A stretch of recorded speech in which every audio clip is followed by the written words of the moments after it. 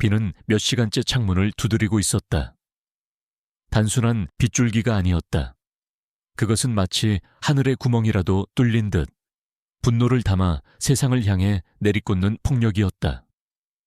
바람은 낡은 창틀 사이를 비집고 들어와 섬뜩한 휘파람 소리를 냈고, 멀리서 들려오는 천둥 소리는 잊을만 하면 한 번씩 집 전체를 뒤흔들었다. 나는 이불을 턱 밑까지 끌어올린 채 웅크리고 누워 있었다. 이 집에서 남편이 죽고 혼자 지낸 지 1년이 넘었지만 이런 폭풍우가 몰아치는 밤이면 여전히 심장이 오그라드는 기분이었다. 어둠과 소음은 과거의 망령을 불러내는 최적의 조건이었다. 아니, 어쩌면 그 망령은 단 한 번도 나를 떠난 적이 없었다. 그저 잠잠히 내 무의식의 가장 깊은 곳에 웅크리고 있다가 이런 밤이면 스멀스멀 기어 나오는 것뿐이었다. 결국 그가 왔다. 꿈속에서 숨막히는 술 냄새, 거친 숨소리, 나를 짓누르는 육중한 무게감.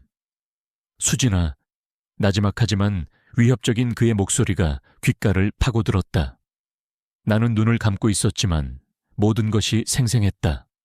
번들거리는 그의 눈, 비릿하게 올라간 입꼬리, 그리고 언제나 나를 경멸과 소유욕으로 번갈아 훑던 그 시선까지. 당신 또 술 마셨어. 꿈속에 나는 바보같이 항상 같은 질문을 던졌다. 현실에 내가 수백 번도 더 뱉었던 말, 그의 손이 내 머리채를 거칠게 휘어잡았다. 두피가 찢어지는 듯한 고통, 인연이 어딜 감히 남편한테. 그의 입에서 쏟아지는 악담과 폭력은 현실과 꿈의 경계를 무너뜨렸다. 나는 발버둥 쳤다. 벗어나려 할수록 그는 더 강하게 나를 억압했다. 숨을 쉴 수가 없었다.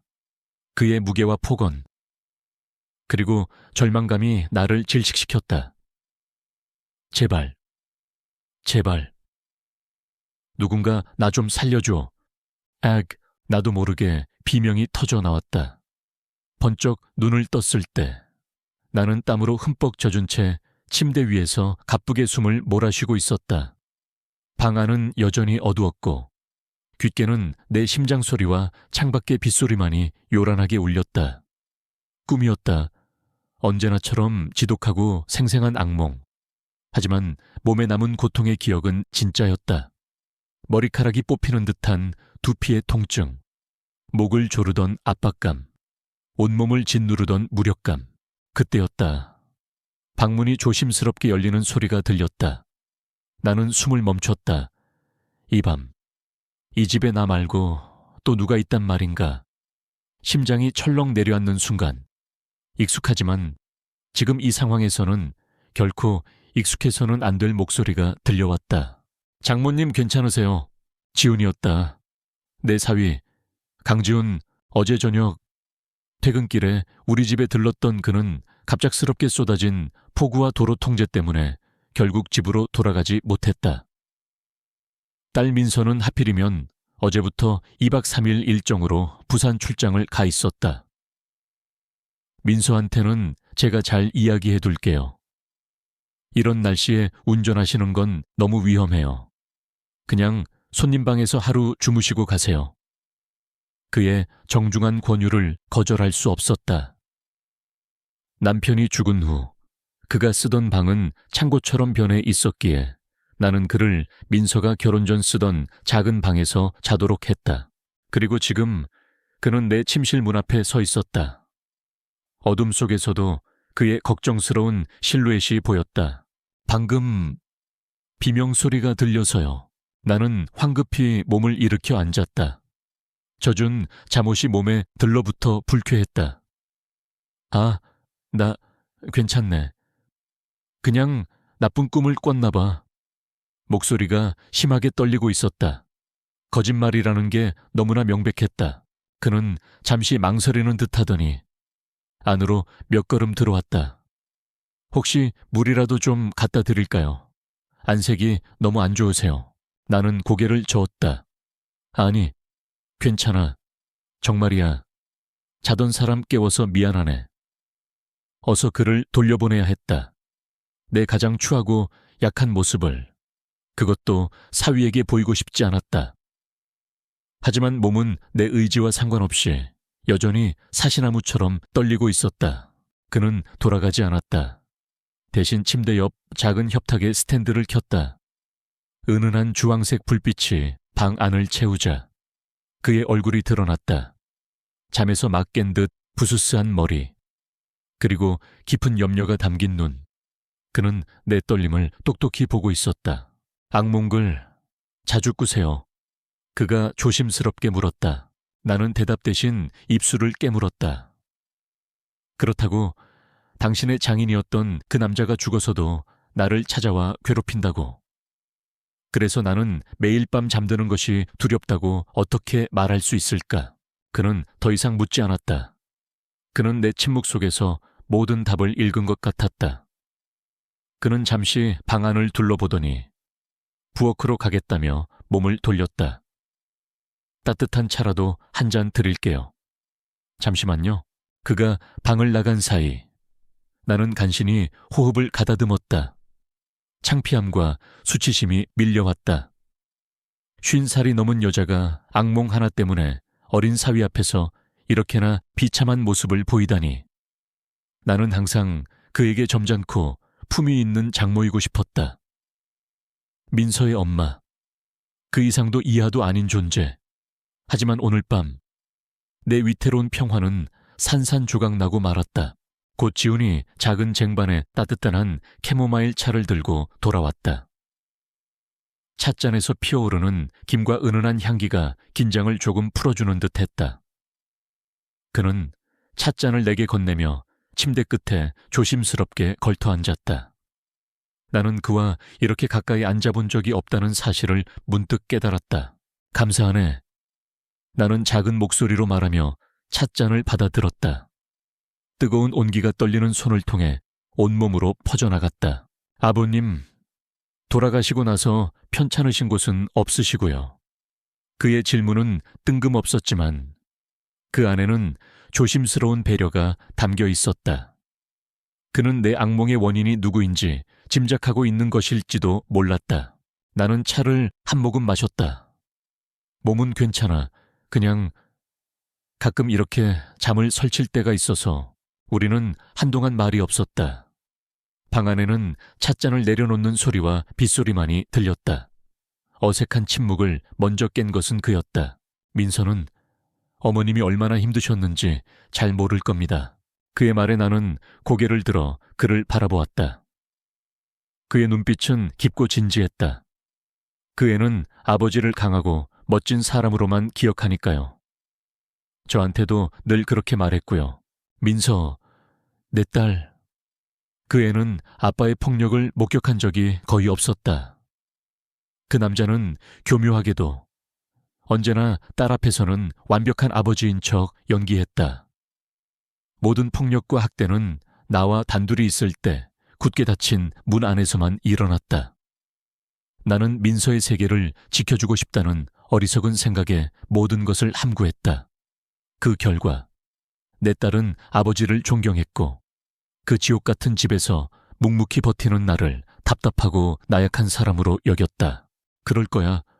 걘 그럴 수밖에 없지. 내 목소리가 메어왔다. 죄송합니다. 제가 괜한 말씀을. 그가 당황하며 말했다. 아니야. 나는 고개를 저었다. 아닐세. 그냥 아무도 알아주지 못하는 걸 자네가 알아주는 것 같아서. 눈물이 뺨을 타고 흘러내렸다. 수십 년간 억눌러 왔던 서름이었다. 남편이 죽었을 때도 흘리지 않았던 눈물이 그의 따뜻한 말 한마디에 터져버린 것이다. 나는 아이처럼 흐느끼기 시작했다. 소리를 내지 않으려 입술을 깨물었지만 어깨의 들썩임은 멈출 수 없었다. 그때 그의 따뜻하고 커다란 손이 내 어깨를 감쌌다. 나는 움찔하며 몸을 떨었다. 남자의 손길, 그것은 내게 공포와 고통의 동의어였다. 내 반응을 느낀 그가 손을 거두려는 찰나 나도 모르게 그의 옷소매를 붙잡았다. 가지마. 제발, 지금은 혼자 두지 마. 말은 나오지 않았지만 내 눈빛이 그렇게 외치고 있었을 것이다. 그는 다시 조심스럽게 내 어깨를 감싸 안았다. 이번에는 저항하지 않았다. 그의 품은 넓고 단단했다. 그에게서는 언제나 비누와 옅은 스킨 향이 났다. 역겨운 술 냄새가 아니었다. 그의 손길은 내 어깨를 부서뜨리려 하지 않았다. 그저 가만히 내가 울음을 그칠 때까지 기다려주는 듯 했다. 얼마나 지났을까? 내 울음이 잦아들었을 때 나는 여전히 그의 품에 기댄 채였다. 너무나 부적절하고 위험한 자세라는 것을 머리로는 알고 있었지만 몸이 떨어지기를 거부했다. 수십 년 만에 처음 느껴보는 안전함. 폭풍 우치는 세상 속 유일한 피난처 같았다. 나는 천천히 고개를 들었다. 그와 눈이 마주쳤다. 스탠드 불빛 아래 그의 눈동자가 짙게 빛나고 있었다. 그 안에는 연민, 그리고 내가 감히 이름 붙일 수 없는 어떤 다른 감정이 담겨 있었다. 그의 시선이 내 젖은 뺨을 지나 떨리는 입술에 머물렀다. 방 안의 공기가 갑자기 무거워졌다. 시간은 멈춘 듯했고 빗소리와 천둥소리는 아득하게 멀어졌다. 오직 그의 눈빛과 내 심장 소리만이 세상의 전부가 된 것 같았다. 그의 얼굴이 천천히 다가왔다. 내 안에서 경고음이 울렸다. 안 돼. 그는 내 사위야. 민서의 남편이라고. 밀어내야 해. 소리쳐야 해. 하지만 내 몸은 얼어붙은 듯 움직이지 않았다. 아니, 어쩌면 나 역시 그것을 원하고 있었는지도 모른다.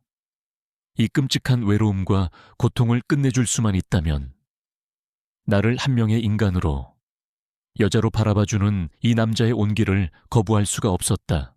그의 입술이 내 입술에 닿았다. 그것은 불꽃처럼 뜨겁지도 폭풍처럼 거칠지도 않았다. 마치 깨지기 쉬운 것을 다루듯 조심스럽고 부드러운 입맞춤이었다. 나는 굳게 감고 있던 눈을 떴다. 그의 긴 속눈썹이 뺨에 그늘을 들이우고 있었다.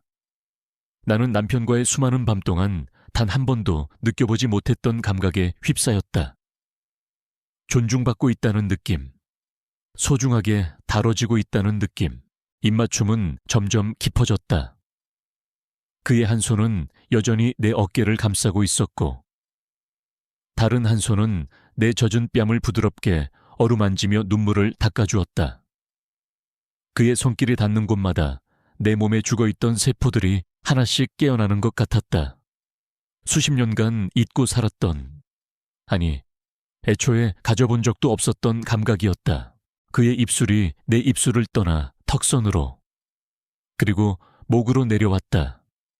나는 가늘게 신음하며 그의 어깨를 붙잡았다. 죄책감과 쾌감이 뒤섞여 머릿속이 혼란스러웠다.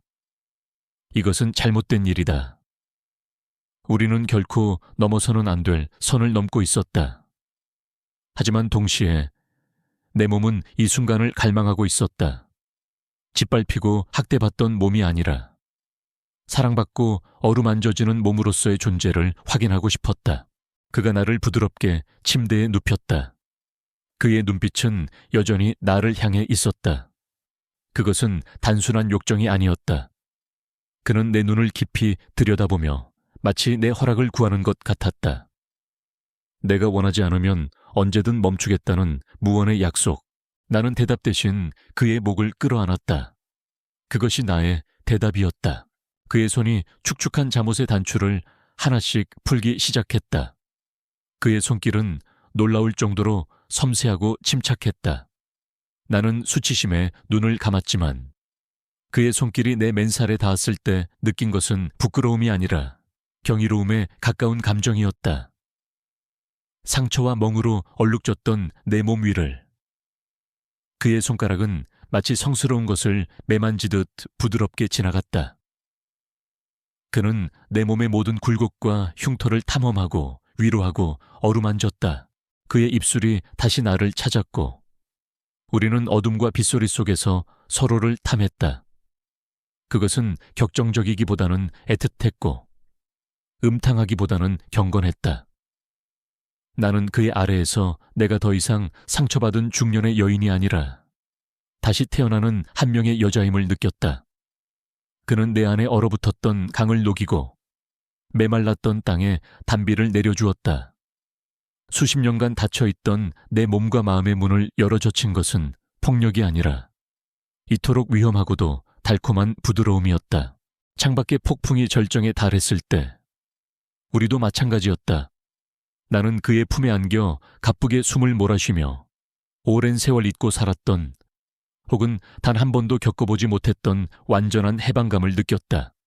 그것은 육체적인 쾌락을 넘어선 영혼의 구원에 가까운 것이었다. 폭풍이 잦아들고 새벽의 푸른빛이 창문을 통해 스며들기 시작할 무렵 우리는 말없이 서로를 안고 있었다. 끈적한 땀과 정사의 흔적, 그리고 침묵. 그러나 그것은 아침의 어색함과는 다른 종류의 침묵이었다. 너무나 많은 일이 일어나 버려서 무슨 말을 먼저 해야 할지 알 수 없는 무겁고도 충만한 침묵이었다. 나는 그의 가슴에 귀를 댄 채 규칙적으로 울리는 그의 심장 소리를 들었다. 내 평생 처음으로 나는 남자의 품에서 안전하다고 느끼고 있었다. 내 딸의 남편 품에서 이 끔찍한 모순과 아이러니 속에서 내 위험하고 은밀한 로맨스는 그렇게 시작되고 있었다. 새벽의 희미한 빛이 커튼을 비집고 들어와 방 안을 채웠을 때 나는 잠에서 깬 것이 아니라 의식의 수면 위로 떠올랐다는 표현이 더 정확하다는 것을 깨달았다.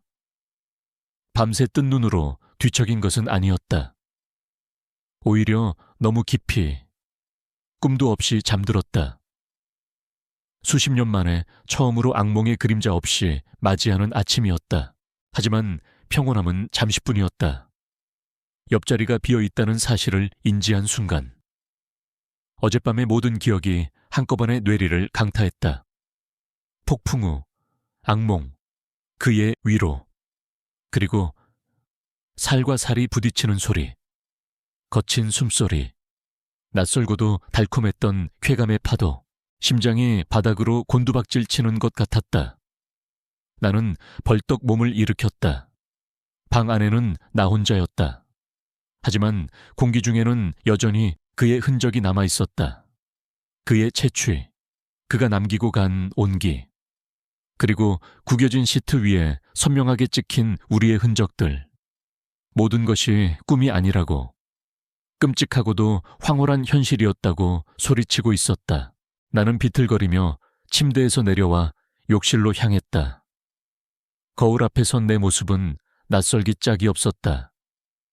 헝클어진 머리카락, 살짝 부어오른 입술, 그리고 목덜미와 쇄골에 희미하게 남은 붉은 자국. 남편이 남긴 멍과 상처가 아닌 다른 남자가 남긴 애정의 흔적. 나는 손으로 그 자국을 가렸다. 마치 도둑질을 하다 들킨 사람처럼 얼굴이 화끈거렸다. 샤워기에서 쏟아지는 뜨거운 물줄기 아래 몸을 웅크렸다. 그의 흔적을 씻어내고 싶었다. 어젯밤의 일을 전부 없었던 것으로 만들고 싶었다. 하지만 물줄기는 그의 손길을, 그의 입술을, 그의 부드러움을 더욱 선명하게 상기시킬 뿐이었다. 남편의 폭력 아래서 더러워졌다고만 생각했던 내 몸이 다른 누군가에게 이토록 갈망의 대상이 될 수 있다는 사실을 처음 알았다. 그것은 수치심과 동시에 기묘한 해방감을 안겨주었다. 나는 괴로운 만큼이나 살아있음을 느꼈다. 옷을 갈아입고 부엌으로 나갔을 때 그는 이미 그곳에 있었다. 어제 입었던 옷을 단정하게 차려입은 채 그는 커피를 내리고 있었다. 그의 넓은 등, 익숙한 실루엣. 하지만 이제 그 무엇도 예전처럼 느껴지지 않았다. 그가 뒤돌아보는 순간 우리의 시선이 허공에서 부딪혔다. 우리는 동시에 시선을 피했다. 일어나셨어요. 장모님, 그의 목소리는 평소처럼 차분했지만 미세한 떨림이 섞여 있었다. 일찍 일어났네. 내 목소리는 형편없이 잠겨 있었다. 우리는 약속이라도 한 듯 어젯밤의 일에 대해서는 한마디도 꺼내지 않았다. 마치 암묵적인 규칙이라도 정해진 것처럼 그가 커피잔을 내 앞에 내려놓았다. 그의 손가락이 찻잔의 손잡이를 스치는 순간 나는 감전이라도 된 듯 움찔했다. 어젯밤 나를 애무하던 그 손, 그의 손길이 닿았던 모든 감각이 되살아나 숨이 막혔다. 비는 그쳤네요. 그가 창밖을 보며 말했다. 어색한 침묵을 깨려는 노력이었다. 그러게 대화는 더 이상 이어지지 않았다. 커피포트에서 물 끓는 소리, 시계의 초침 소리, 컵을 내려놓는 소리가 어색할 정도로 크게 울렸다. 우리는 한 공간에 있었지만 보이지 않는 거대한 벽에 가로막힌 채 각자의 섬에 고립되어 있었다. 죄책감과 욕망, 혼란이라는 이름의 벽. 저는 이만 가봐야겠습니다. 아침 일찍 회사에서 회의가 있어서요. 그가 커피를 급하게 마시며 말했다. 누가 봐도 핑계였다. 그는 이 상황에서 내게서 최대한 빨리 벗어나고 싶어 했다. 그래, 어서 가게. 어젯밤엔 고마웠네. 덕분에 무섭지 않았어. 나는 애써 그의 위로에 대한 감사함을 표했다. 우리가 저지른 배신이 아닌 그가 베푼 친절에 대한 이야기인 것처럼 그는 아무 말 없이 고개를 살짝 끄덕였다. 그의 눈빛은 여전히 나를 향하지 않았다. 그는 현관으로 향했고 신발을 신는 그의 등이 유난히 경직되어 보였다. 조심해서 가게. 내가 마지막 인사를 건넸을 때 그는 잠시 멈칫했다. 그리고 아주 잠깐 뒤를 돌아 나를 보았다. 그의 눈빛은 복잡한 감정들로 흔들리고 있었다. 후회, 미안함, 그리고 어젯밤 내게 보여주었던 것과 같은 종류의 깊은 연민. 그는 무언가 말을 하려는 듯 입술을 달싹였지만 이내 포기하고 문을 열고 나갔다. 구왕! 현관문이 닫히는 소리가 집 전체에 울려 퍼졌다. 그 소리와 함께 나를 지탱하고 있던 마지막 긴장의 끈이 끊어졌다. 나는 그 자리에 주저앉았다. 집 안은 쥐 죽은 듯이 고요했다. 폭풍우가 휩쓸고 간 뒤의 고요함. 내 마음도 꼭 그와 같았다. 그가 떠나자 비로소 어제의 망령들이 다시 고개를 들기 시작했다. 나는 멍하니 거실을 둘러보았다. 모든 것이 그대로였지만 모든 것이 달라져 있었다. 저 소파, 남편이 술에 취해 잿더리를 집어 던졌던 곳. 벽에는 아직도 희미한 흠집이 남아 있었다. 나는 소파에 앉아 남편의 폭언을 들으며 밤을 새운 적이 수없이 많았다. 그에게 소파는 분노를 배설하는 장소였고 내게는 공포와 인내의 공간이었다. 그런데 어젯밤 지우는 그 소파에 앉아 잠시 잠이 들었었다. 폭풍우가 너무 거세 잠을 설친다며 잠시 나와 있던 그의 모습. 그는 책을 읽다 잠이 든 채였는데 그 모습은 너무나 평화로워 보였다. 같은 공간, 같은 가구. 하지만 그것을 사용하는 사람에 따라 그 의미는 완전히 달라졌다. 나는 부엌으로 걸어갔다. 싱크대 위, 잘 닦인 과도가 칼꽂이에 꽂혀 있었다. 문득 남편이 저 과도를 들고 나를 위협했던 날이 떠올랐다. 국이 짜다는 이유였다. 그의 눈에는 살기가 번뜩였다. 나는 죽음의 공포 앞에서 빌고 또 빌었다. 그날 이후로 나는 칼을 잡을 때마다 손이 떨렸다. 그런데 지우는 저 칼로 어제 저녁 내게 과일을 깎아주었다. 그는 서툴지만 정성스럽게 사과를 깎아 예쁜 모양으로 접시에 담아 내밀었다. 어머님, 식사도 제대로 못하신 것 같아서요. 그의 무심한 듯 다정한 한마디. 폭력의 도구가 그의 손에서는 배려의 도구가 되었다. 집안의 모든 사물이 내게 말을 걸어왔다. 남편의 폭력적인 기억과 지훈의 다정한 기억이 끊임없이 교차하며 나를 혼란에 빠뜨렸다. 이 집은 내게 수십 년간의 고통이 아로새겨진 감옥이었다. 그런데 하룻밤 사이에 그 감옥의 벽에 누군가 따뜻한 그림을 그려 넣은 기분이었다. 지울 수도, 무시할 수도 없는 선명한 그림을. 나는 다시 침실로 돌아왔다. 그리고 옷장 거울 앞에 섰다. 어젯밤의 흔적은 샤워를 했음에도 불구하고 여전히 남아있었다. 나는 조심스럽게 내 어깨를, 팔을, 허리를 쓸어내렸다. 그의 손길이 머물렀던 곳들. 남편은 언제나 나를 소유물처럼 다뤘다. 그의 손길은 거칠고 이기적이었으며 내게 고통과 수치심만을 안겨주었다. 하지만 지훈의 손길은 달랐다. 그는 나를 발견하는 사람처럼 조심스럽고 경이롭게 나를 다루었다. 그는 내 몸에 새겨진 시간의 흔적들을, 늙고 지친 살갗을 부끄러워하지 않았다. 오히려 그는 그 모든 것을 자신의 손과 입술로 위로하는 듯 했다. 그는 내 몸의 주도권을 빼앗지 않았다. 오히려 그는 내게 잊고 있던 감각들을 되찾아 주었고 내 몸의 주인이 바로 나 자신임을 일깨워 주었다. 나는 거울 속의 나를 가만히 들여다보았다. 쉰둘의 여자, 깊어진 눈가의 주름, 희끗희끗한 머리카락, 탄력을 잃은 피부. 남편은 늘 나를 늙은 암탉이라 불렀다. 그 말은 주홍글 씨처럼 내 자존감에 낙인을 찍었다. 그래서 나 역시 나 자신을 그렇게 여겼다. 여성이기를 포기한, 그저 늙어가는 엄마이자 아내일 뿐이라고. 그런데 거울 속의 나는 조금 달라 보였다. 피곤에 절어있던 눈빛에 희미한 생기가 돌았고 늘 굳게 닫혀 있던 입술은 어젯밤의 열기를 머금은 듯 미세하게 떨리고 있었다. 나는 여자였다. 아직 욕망할 수 있고 사랑받을 수 있는 여자. 이 늦은 나이에. 그것도 내 사위를 통해 이 사실을 깨닫게 되다니. 기쁨보다는 서글픔이 먼저 밀려왔다. 그때 내 시선이 침대 옆 협탁에 놓인 사진 액자에 닿았다. 민서의 결혼식 사진이었다. 세상에서 가장 행복한 미소를 짓고 있는 내 딸. 그리고 그 옆에서 딸의 손을 꼭 잡고 있는 남자. 강지훈. 사진 속 그는 믿음직하고 듬직한 사위의 모습 그대로였다. 순간 숨이 턱 막혔다.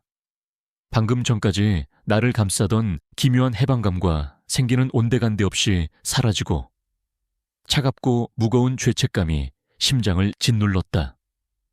내가 무슨 짓을 한 거지? 저렇게 환하게 웃고 있는 내 딸의 행복을. 엄마인 내가 송두리째 망가뜨릴 수도 있는 짓을 저지른 것이다. 민서는 나처럼 살지 않기를 바랐다. 그래서 나는 그 애에게 아낌없이 가르치고 지원했다. 좋은 대학을 나오고 좋은 직장에 들어가고 그리고 좋은 남자를 만나 결혼하기를. 지훈은 내 모든 기대를 충족시켜주는 완벽한 사위였다. 그는 다정했고 성실했고 무엇보다 내 딸을 사랑해 주었다. 그런데 내가 그를, 내 딸의 남자를, 헛구역질이 치밀어 올랐다. 나는 액자를 손에 들었다. 사진 속 민서가 나를 원망하는 눈빛으로 쳐다보는 것 같았다. 엄마, 어떻게 나한테 이럴 수 있어? 환청이 들리는 듯했다. 나는 액자를 가슴에 품고 바닥에 주저앉아 소리 없이 울었다. 어젯밤의 눈물이 상처받은 나 자신을 위한 것이었다면 지금의 눈물은 내가 상처 입힌 딸을 위한 것이었다. 악몽에서 나를 구해준 그는 동시에 나를 또 다른 지옥으로 밀어 넣었다.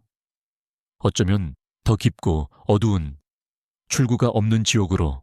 어젯밤 나는 그에게서 위로와 구원을 보았다. 하지만 아침이 되자 그는 내 배신과 죄악의 증거가 되어 있었다. 과거의 망령에서 벗어나고자 발버둥 친 하룻밤이 미래의 더 끔찍한 악령을 불러내고 만 것이다. 나는 이제 어떻게 해야 하는가? 이 비밀을 무덤까지 가져가야 하는가? 아니면 모든 것을 되돌려야 하는가? 하지만 이미 엎질러진 물이었다. 우리 사이의 침묵은 깨졌고 그 자리는 위험한 비밀로 채워졌다. 나는 한참을 울다가 멍하니 창밖을 보았다. 비가 갠 하늘은 거짓말처럼 파랗고 청명했다. 하지만 내 마음은 여전히 폭풍우가 몰아치고 있었다. 어제의 망령과 오늘의 죄책감 사이에서 나는 길을 잃고 헤매기 시작했다. 그날 이후 일주일이라는 시간이 흘렀다. 내 인생에서 가장 길고도 혼란스러운 일주일이었다. 시간은 두 개의 층으로 나뉘어 흘러가는 듯했다. 표면 위의 시간은 지루할 정도로 평범했다. 나는 정원을 가꾸고 장을 보고 텔레비전 드라마를 보며 아무 일 없는 듯 하루를 보냈다. 하지만 그 표면 아래 내면의 시간은 폭풍우가 지나간 자리처럼 모든 것이 뒤엉킨 채였다. 나는 끊임없이 그날 밤을 복기했다.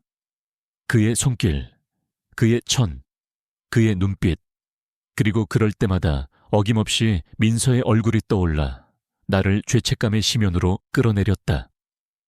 나는 스스로를 경멸했다. 어떻게 그런 짓을 저지를 수 있었을까? 그저 외로움에 사무친 늙은 여자의 어리석은 실수였을 뿐이라고.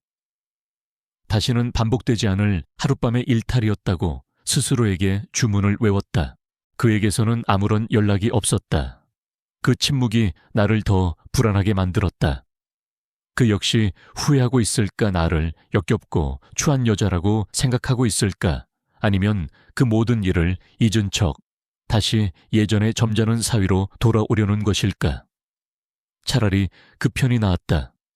우리는 각자의 자리로 돌아가 이 끔찍한 비밀을 가슴에 묻고 살아가야 했다. 그것이 유일하게 옳은 길이었다. 그러던 중 전화가 울렸다. 심장이 철렁 내려앉았다. 그일까봐. 하지만 액정에 뜬 이름은 내 딸 민서였다. 나는 심호흡을 한번 하고 최대한 아무렇지 않은 목소리로 전화를 받았다. 엄마, 잘 지내? 별일 없고. 그럼 별일 있겠니? 넌 출장 잘 다녀왔고. 응, 정신없이 바빴네. 지훈 씨는 요즘 어때? 어쩐지 좀 피곤해 보여서. 회사 일이 힘든가 봐. 딸의 천진한 목소리가 비수처럼 가슴에 박혔다. 그가 피곤한 이유가 어쩌면 나 때문일지도 모른다는 생각에 목이 메었다. 나는 애써 태연한 척 대화를 이어나갔다. 그의 안부를 묻고 민서의 직장 생활에 대해 조언을 해주었다. 완벽한 엄마의 연기. 전화 통화 내내 등에서는 식은땀이 흘렀다. 이 거짓말, 이 위선적인 연기를 언제까지 계속해야 할까? 전화를 끊고 나서도 한참 동안 손이 떨렸다. 나는 이 비밀을 감당할 수 없을 것 같았다. 그리고 그 주 주말 초인종 소리가 울렸다. 심장이 다시 한번 쿵 내려앉았다. 올 사람이 없는데. 나는 조심스럽게 현관으로 다가가 인터폰 화면을 확인했다. 화면 속에는 그가 서 있었다. 강지훈. 한 손에는 공구 상자를, 다른 한 손에는 식료품이 가득 담긴 봉투를 들고 있었다. 나는 잠시 문을 열어주어야 할지 망설였다. 그를 다시 마주할 자신이 없었다. 하지만 그를 그냥 돌려보낼 수도 없는 노릇이었다. 그는 내 사위이고 그의 방문은 지극히 정상적인 일이었으니까. 내가 문을 열자 그는 멋쩍게 웃으며 말했다. 장모님, 주말인데 쉬고 계셨죠? 민서가 주방 수도꼭지에서 물이 샌다고 걱정하더라고요. 그리고 장 보러 가시기 힘들까봐 오는 길에 좀 사왔습니다. 그의 변명은 완벽했다. 다정한 남편이자 살가운 사위의 모습. 그 누구도 의심할 수 없는, 너무나도 그럴듯한 이유였다. 하지만 나와 그는 알고 있었다. 이것은 단순한 방문이 아니라는 것을. 수도꼭지는 핑계일 뿐. 그는 우리의 관계를 확인하기 위해 온 것이었다. 아이고, 뭘 이런 것까지. 어서 들어오게. 나는 그의 시선을 피하며 그를 안으로 들였다. 일주일 만에 다시 마주한 그는 조금 수척해 보였다. 그 역시 나만큼이나 힘든 시간을 보낸 것일까. 집 안으로 들어선 순간 우리 사이에는 다시 어색한 침묵이 흘렀다. 그날 아침의 공기가 고스란히 재현되는 듯했다. 그는 거실 소패 공구 상자를 내려놓고 주방으로 향했다. 제가 바로 봐드릴게요. 그가 싱크대 아래 수납장을 열고 몸을 웅크렸다. 좁은 주방 공간에 그의 존재감이 가득 찼다. 나는 그의 옆에 서서 그가 달라는 대로 연장을 건네주었다. 그의 단단한 팔뚝, 일에 집중할 때 살짝 찌푸려지는 미간. 나는 그를 사위가 아닌 한 명의 남자로 보고 있는 나 자신을 발견하고는 화들짝 놀랐다. 스패너 좀 주시겠어요? 그의 말에 나는 급히 연장을 집어 그에게 건넸다. 그 순간 그의 손이 내 손등을 스쳤다. 짧은 접촉이었지만 강렬한 전기가 온몸을 타고 흐르는 것 같았다. 우리는 둘 다 숨을 멈췄다. 그날 밤의 기억이, 살과 살이 닿았던 모든 감각이 순식간에 되살아났다. 나는 황급히 손을 뗐다. 그는 아무 말 없이 고개를 숙인 채 수리만 계속했다. 하지만 그의 귓불이 붉게 달아오른 것을 나는 보았다. 수리는 금방 끝났다. 그는 이마에 맺힌 땀을 닦으며 일어섰다. 이제 괜찮을 겁니다. 혹시 또 문제 생기면 바로 연락 주세요. 고맙네. 늘 자네 덕을 보네. 별 말씀을요. 우리는 다시 거실로 나왔다. 그는 바로 떠날 채비를 했다. 이 어색한 상황을 끝내고 싶은 마음이 역력했다. 하지만 나는 차마 그를 그냥 보낼 수가 없었다. 그가 사온 식료품 봉투가 식탁 위에 놓여 있었다. 저녁 먹고 가지 그래. 마침 자네가 사온 걸로 끓이면 되겠네. 나도 모르게 그를 붙잡는 말이 튀어나왔다. 뱉어놓고 나서야 아차 싶었다. 그에게 여지를 주는 행동이었다. 하지만 그는 거절하지 않았다. 그럼 신세 좀 지겠습니다. 그렇게 우리의 기묘한 저녁 식사가 시작되었다. 우리는 마주 앉아 그가 사온 재료로 끓인 된장찌개를 먹었다. 대화는 여전히 겉돌았다. 날씨 이야기, TV 뉴스 이야기, 민서의 회사 이야기, 지극히 평범하고 안전한 주제들. 하지만 식탁 아래에서는 보이지 않는 대화가 오고 갔다. 우리는 음식을 먹는 척하며 서로를 힐끔거렸다. 눈이 마주치면 화들짝 놀라 고개를 숙였다. 그가 내게 반찬 그릇을 밀어주다가 손가락이 스쳤을 때 우리는 또다시 동시에 움찔했다. 우리의 모든 행동, 모든 침묵은 말보다 더 많은 것을 이야기하고 있었다. 우리는 그날 밤을 기억하고 있다. 나는 당신을 의식하고 있다. 우리의 관계는 예전 같지 않다. 이것이 바로 우리의 말 없는 대화, 소리 없는 거짓말이었다. 식사를 마치고 그가 설거지를 하겠다고 나섰다. 내가 극구 사양했지만 그는 기어코 고무장갑을 꼈다. 나란히 서서 나는 그릇에 물기를 닦고 그는 그릇을 헹궜다. 마치 오래된 부부처럼 익숙하고 편안한 풍경, 그래서 더 위험한 풍경. 그의 방문은 그날을 기점으로 새로운 습관이 되었다. 그는 일주일에 한두 번씩 언제나 그럴듯한 핑계를 대고 우리 집에 들렀다. 정원의 정우를 갈아야 한다거나 민서가 부탁한 물건을 전해주러 왔다거나 혹은 정말로 근처를 지나가는 길이라거나. 민서는 남편의 그런 행동을 지극히 당연하게 여겼다. 지훈 씨가 엄마를 잘 챙겨줘서 얼마나 든든한지 몰라. 딸의 말을 들을 때마다 나는 가슴에 납덩이라도 얹은 듯 답답했지만 겉으로는 자네 같은 사위가 어디 있겠니? 라며 맞장구를 쳤다. 우리의 비밀은 딸의 무지라는 비옥한 토양 위에서 무럭무럭 자라나고 있었다. 나는 그의 방문을 기다리는 나 자신을 발견하고는 쏘스라치게 놀랐다. 그가 올 것 같은 날이면 나도 모르게 조금 더 신경 써서 옷을 입고 희미하게나마 화장을 했다. 그가 좋아하는 반찬을 만들어 놓기도 했다. 그를 남자로 의식하고 있는 나 자신을 혐오하면서도 그와의 시간을 기다리는 마음을 멈출 수가 없었다.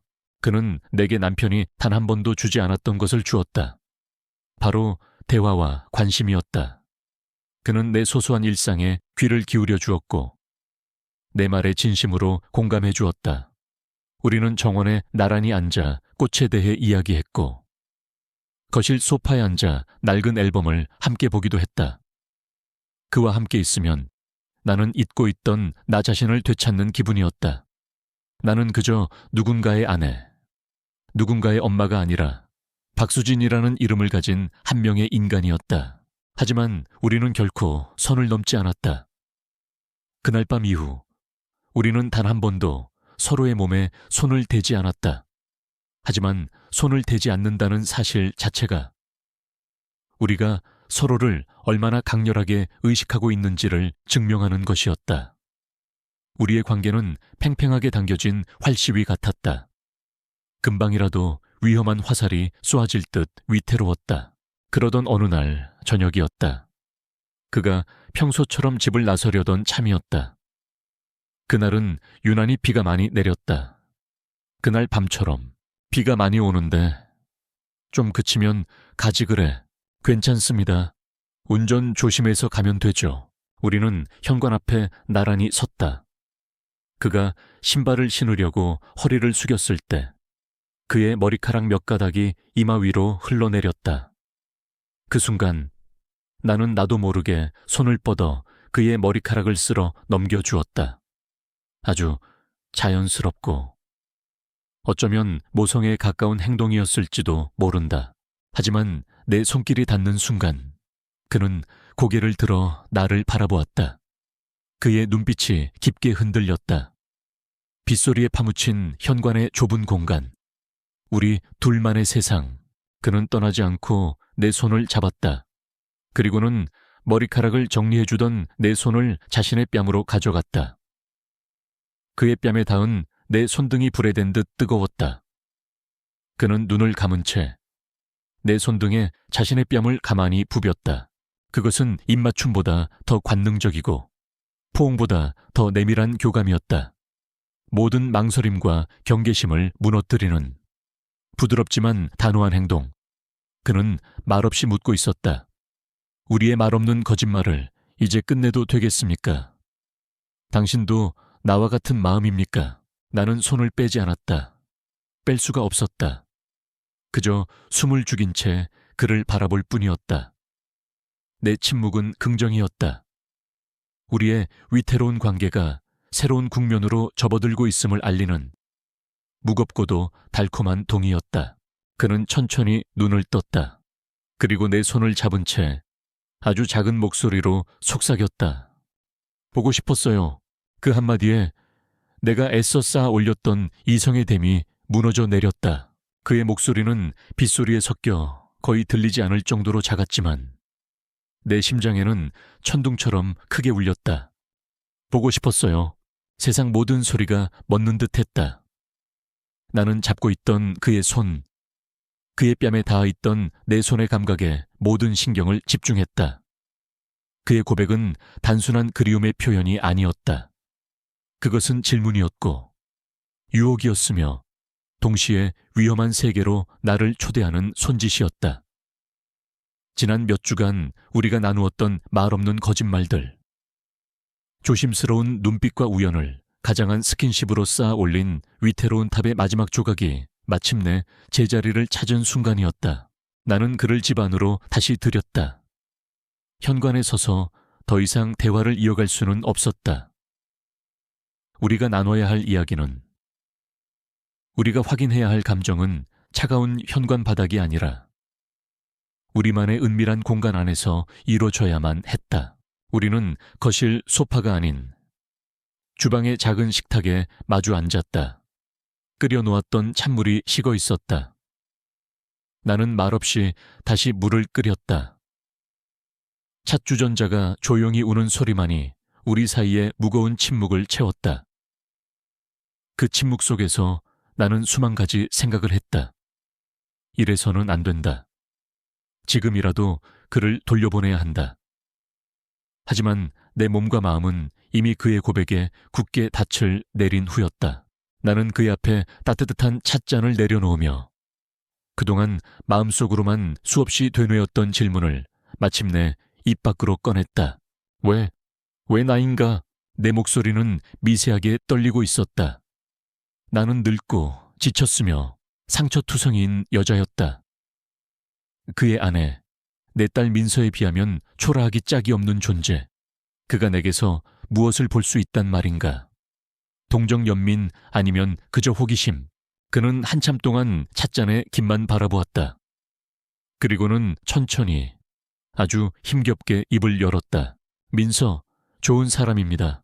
똑똑하고 능력 있고 누구보다 자기 일에 열정적이죠. 장모님도 잘 아시잖아요.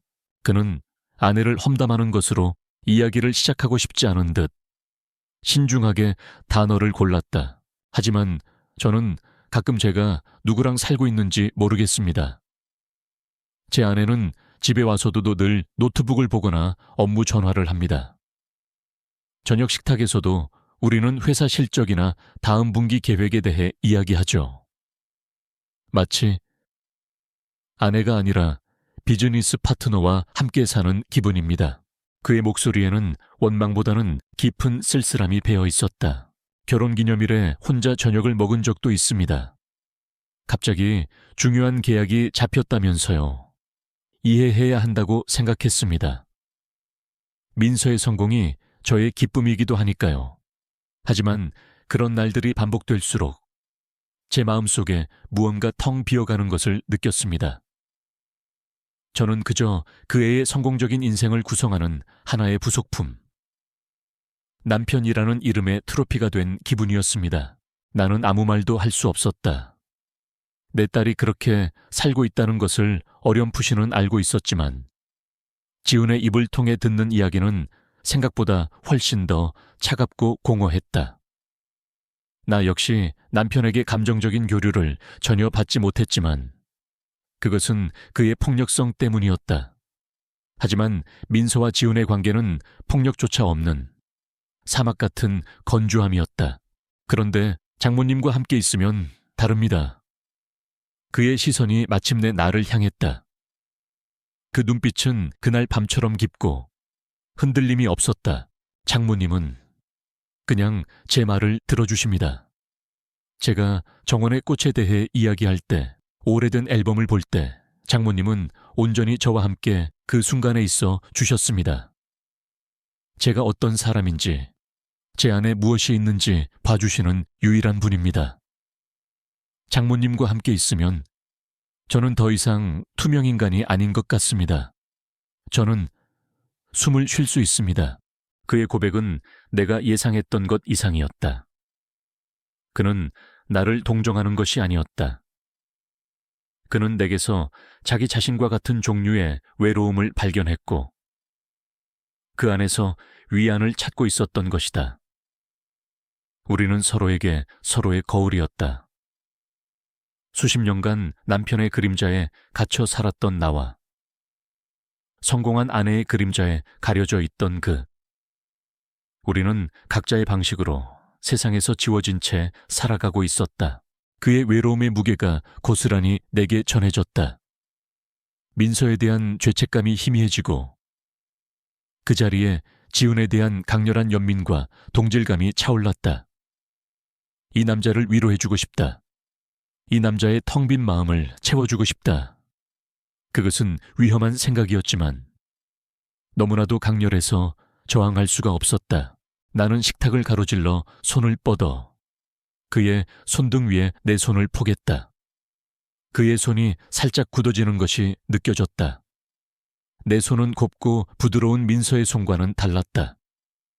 오랜 세월 집안일을 하며 거칠어지고 마디가 굵어진 투박한 손이었다. 하지만 그는 내 손을 피하지 않았다. 오히려 그는 손을 뒤집어 내 손가락 사이로 자신의 손가락을 얽어왔다. 따뜻하고 단단한 감촉. 우리의 손은 마치 오랫동안 서로를 찾아 헤맨 것처럼 완벽하게 들어맞았다. 그 순간 우리는 더 이상 아무 말도 필요 없었다. 모든 변명과 합리화, 죄책감과 망설임이 녹아내리고 오직 서로를 향한 갈망만이 남았다. 이것은 실수가 아니다. 하룻밤의 일탈도 아니다. 이것은 두 외로운 영혼이 서로를 구원하기로 한 의식적이고도 절박한 선택이었다. 그가 먼저 자리에서 일어났다. 그리고 나를 부드럽게 일으켜 세웠다. 그의 눈빛은 더 이상 질문하지 않았다. 확신에 차 있었다. 그는 내 손을 잡고 침실로 향했다. 하지만 그가 나를 이끈 곳은 내 방이 아니었다. 그날 밤의 기억이 서린 곳이 아닌 민서가 쓰던 작은 방, 지금은 손님방으로 쓰이는 그 방이었다. 그곳은 우리의 죄가 시작된 곳이 아닌 우리 둘만의 새로운 역사를 쓸 수 있는 중립적인 공간이었다. 방 안에 들어서자 그는 문을 닫았다. 딸깍 하는 소리와 함께 우리는 세상과 완전히 분리되었다. 창밖의 빗소리가 우리만의 공간을 위한 배경음악처럼 낮게 깔렸다. 그는 두 손으로 내 얼굴을 감쌌다. 그리고 깊고 길게 입을 맞췄다. 첫날 밤의 입맞춤이 조심스럽고 탐색적이었다면 이번의 입맞춤은 그동안 억눌러왔던 모든 감정을 쏟아내는 듯했다. 그리움, 애틋함, 그리고 참을 수 없는 욕망. 나는 그의 목을 끌어안고 그의 키스에 응했다. 더 이상 망설임은 없었다. 그의 입술이 내 입술을 떠나 턱과 목을 지나 쇄골에 머물렀다. 나는 그의 머리카락을 손가락으로 빗으며 가늘게 신음했다. 그의 손이 내 블라우스의 단추를 하나씩 풀기 시작했다. 나는 수치심 대신 짜릿한 기대감에 몸을 떨었다. 그날 밤 나는 그의 손길을 그저 받아들였다. 하지만 지금 나는 이 순간을 온전히 원하고 있었다. 나는 떨리는 손으로 그의 셔츠 단추에 손을 가져갔다. 그의 심장이 내 손바닥 아래에서 세차게 뛰고 있었다. 그의 몸은 단단하고 뜨거웠다. 그의 맨살에 내 손이 닿자 그가 숨을 삼키는 소리가 들렸다. 이제 나는 더 이상 그의 손길을 받는 수동적인 존재가 아니었다. 나 역시 그를 원하고 그를 탐험하고 그에게 쾌락을 주고 싶은 능동적인 파트너였다. 우리의 옷가지들이 하나씩 바닥으로 떨어지고 마침내 우리는 서로의 맨몸을 마주했다. 나는 내 몸에 새겨진 세월의 흔적들이 부끄러웠지만 그의 눈빛에는 경멸이나 실망이 아닌 오직 갈망과 경배만이 가득했다. 그는 내 튼살, 희미한 흉터, 탄력을 잃은 배를 마치 예술작품을 감상하듯 경이로운 눈으로 바라보았다. 그리고 그는 그 모든 곳에 입을 맞췄다. 아름다워요. 그의 속삭임은 내 마지막 남은 이성의 끈을 끊어버렸다. 우리는 침대 위로 쓰러졌다. 그것은 더 이상 위로나 치유의 행위가 아니었다. 두 개의 고독한 세계가 충돌하고 폭발하고 하나로 합쳐지는 격렬한 과정이었다. 나는 그의 아래에서 울었다. 하지만 그것은 슬픔의 눈물이 아니었다. 수십 년간 억압당하고 짓밟혔던 내 여성성이, 내 존재가 마침내 폭발적으로 해방되는 환희의 눈물이었다. 나는 적극적으로 움직였다. 그에게 키스하고 그의 등을 핥히고 그의 이름을 불렀다. 남편과의 관계에서는 단 한 번도 느껴보지 못했던, 아니 상상조차 해본 적 없었던 완전한 몰입. 이것은 의무도 굴욕도 아니었다. 오직 순수한 쾌락과 교감만이 존재했다. 나는 내 몸이 이토록 강렬한 쾌감을 느낄 수 있는 존재라는 사실에 놀랐고 그 쾌감을 통해 비로소 나 자신을 온전히 사랑할 수 있게 되었다. 빗소리가 점점 거세지면서 우리의 움직임도 절정으로 치달았다. 마침내 그가 내 안에서 폭발했을 때 나는 그의 등을 끌어안고 함께 부서졌다. 우리는 한참 동안 서로를 아는 채 가쁘게 숨을 몰아쉬었다. 땀으로 젖은 몸이 식어갈수록 위험할 정도로 충만한 평화가 우리를 감쌌다. 창밖의 비가 어느새 가랑비로 바뀌어 있었다. 우리는 말없이 서로를 바라보았다. 그의 눈빛은 더 이상 연민이나 욕망이 아니었다. 그것은 사랑에 가까운 무언가였다. 우리는 돌이킬 수 없는 선을 넘었다. 하지만 후회는 없었다. 적어도 지금 이 순간만큼은 우리는 서로의 사막에서 발견한 단 하나뿐인 오아시스였다. 비록 그 오아시스가 신기루일지라도 우리는 기꺼이 그 안에서 길을 잃기로 결심했다. 우리가 선을 넘은 그날 이후 세상은 변하지 않았지만 나의 세상은 완전히 뒤바뀌었다. 시간은 더 이상 무의미하게 흘러가지 않았고 공간은 더 이상 공허하지 않았다. 모든 순간과 모든 장소는 그와 연결되어 새로운 의미를 갖게 되었다. 우리는 우리만의 작은 우주를 창조하기 시작했다. 위태롭고 비밀스러우며 그래서 더없이 완벽한 우리만의 천국, 그의 방문은 더 이상 술이나 심부름 같은 어설픈 핑계를 필요로 하지 않았다. 그는 이제 내 삶의 일부가 된 것처럼 자연스럽게 내 집에 드나들었다. 우리는 서로의 일과를 꿰고 있었고 민서가 야근을 하거나 주말에 약속이 있는 날이면 어김없이 함께 시간을 보냈다. 우리의 소통 방식은 더욱 은밀하고 정교해졌다. 우리는 서로에게 특별한 의미를 지닌 단어들을 만들어냈다.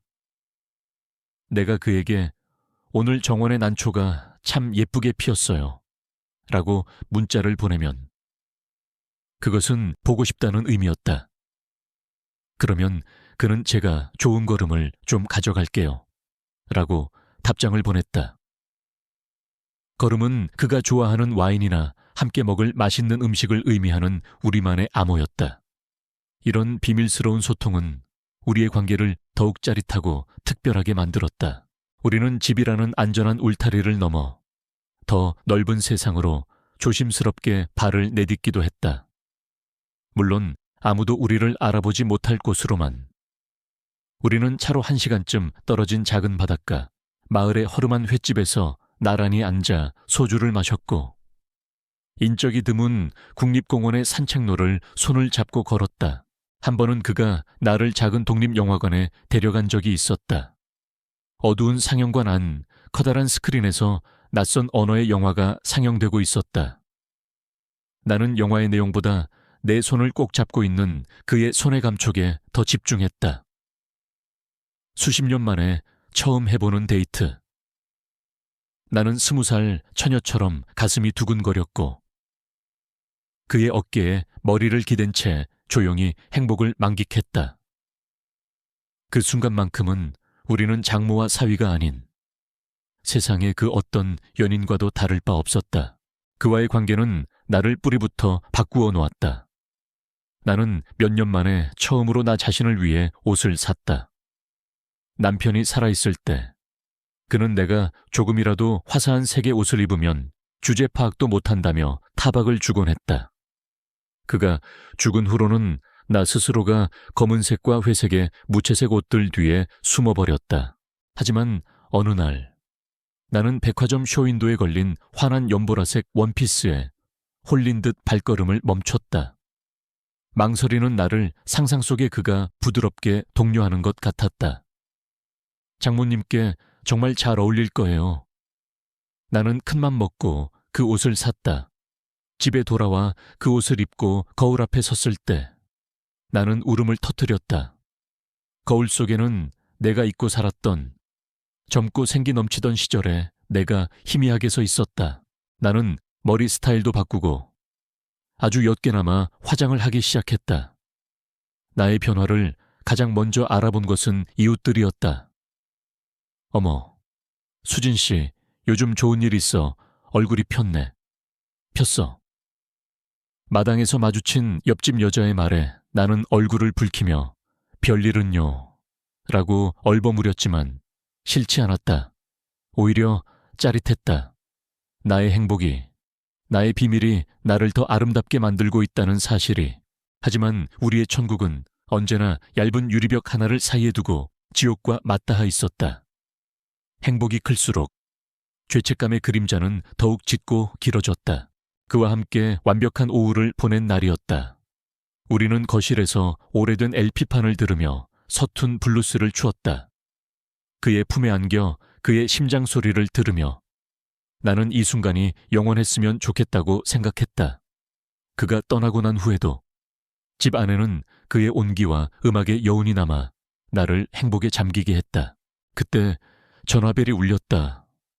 민서였다. 나는 심호흡을 하고 전화를 받았다. 딸의 목소리는 잔뜩 지쳐 있었다. 엄마, 나 프로젝트 때문에 오늘 밤도 세워야 할 것 같아. 밥은 챙겨 먹었어. 그럼 걱정 마. 다행이다. 그리고 지훈 씨한테 들었어. 어제 엄마 집 보일러 고쳐줬다고. 그 사람이라도 있어서 얼마나 다행인지 몰라. 나 대신 엄마 잘 챙겨주니까 마음이 놓여. 순간 세상이 무너지는 것 같았다. 방금 전까지 나를 감싸던 행복감은 재처럼 바스러졌고 뱃속에서부터 차가운 무언가가 치밀어 올랐다. 나는 아무렇지 않은 척 목소리를 가다듬고 말했다. 그래, 자네 같은 사위가 어디 있겠니? 정말 좋은 사람이야. 내 입에서 나온 거짓말이 내 심장을 찔렀다. 전화를 끊고 나서 나는 한참 동안 그 자리에 서 있었다. 거실을 채우던 감미로운 음악 소리가 이제는 나를 조롱하는 소음처럼 들렸다. 내가 누리는 이 행복은 결국 내 딸의 믿음과 희생을 담보로 한 것이었다.